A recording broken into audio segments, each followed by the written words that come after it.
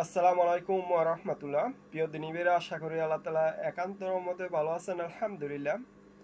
একটা জিনিস মনে রাখবেন, খেয়াল রাখবেন, আপনি যদি সম্মানিত হতে চান তাহলে আপনি নিজের মধ্যে আগে মানুষের সম্মানবোধটা তৈরি করুন।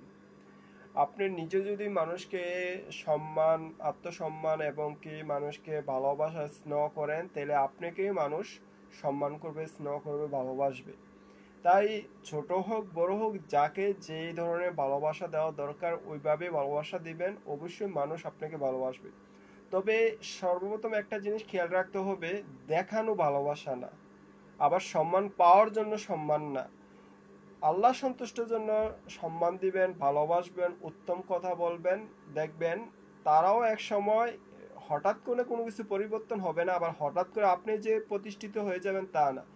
আপনার মধ্যে আগে ভালোবাসা, মানুষকে আত্মসম্মান, মানুষকে সম্মান দেওয়া, এগুলো প্রতিষ্ঠিত করতে হবে। তখন দেখবেন আস্তে আস্তে যেমন ক্রমান্বয়ে আপনি মানুষকে ভালোবাসতে থাকবেন, ভালো ব্যবহার করতে পারবেন বা হাসিমুখে কথা বলবেন, তখন মানুষ আপনাকে ভালো জানতে শুরু করবে এবং কি মানুষও আপনাকে ভালোবাসতে শুরু করবে।